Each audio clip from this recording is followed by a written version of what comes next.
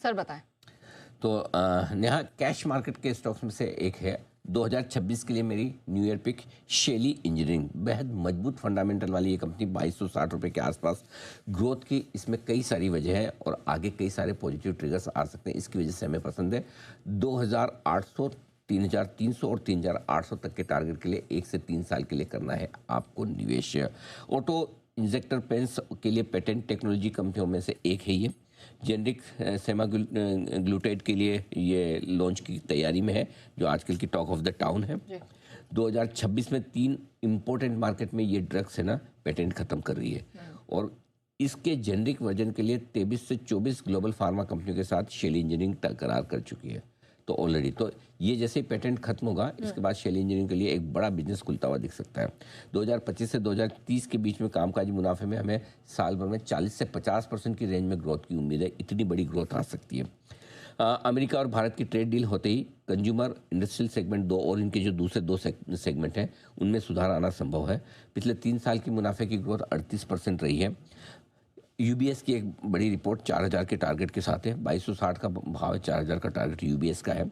उन्हें अच्छी ग्रोथ की संभावना दिखती है और उनको लगता है कि बाजार शेली इंजीनियरिंग की क्षमता को बराबर आंक नहीं रहा है और उन्हें तो लगता है 2025 से 2028 के बीच में सालाना एपीएस ग्रोथ 75% हो सकती है। ये हाई ग्रोथ वाली कंपनी है। पिछले 1 महीने में ये शेयर 13% नीचे है। अच्छा। और 52 हफ्तों की ऊंचाई से 550 रुपये नीचे है, यानी करीबन 20% का आप एक तरह से कह सकते हैं।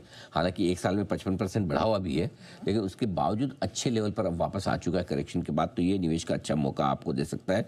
हमारा टारगेट 2800, 3300 और 3800 का है 1 से 2 साल के लिए और हो सकता है उसके बाद हम और टारगेट बढ़ाएं। बड़े ट्रिगर्स आ सकते हैं। बेहतरीन फंडामेंटल वाली कंपनी है।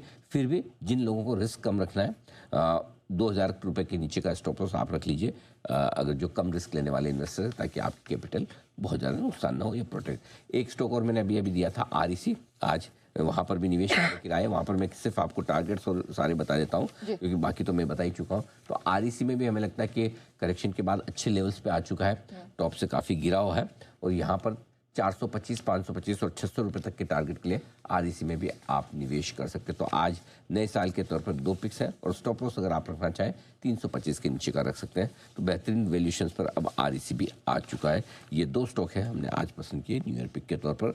जगह मिलने पर और आगे आपके लिए कुछ और स्टॉक्स आ सकते हैं। नहीं तो कल भी एक फ्राइडे है, तो कल तो एक और होगा ही जी। इस पूरे हफ्ते हमने कहा है कि आपको देंगे, तो बिल्कुल मिलेगा। ऑलराइट सर, इसके अलावा स्टॉक इनसाइट्स उसके बारे में भी स्टॉक इनसाइट में आज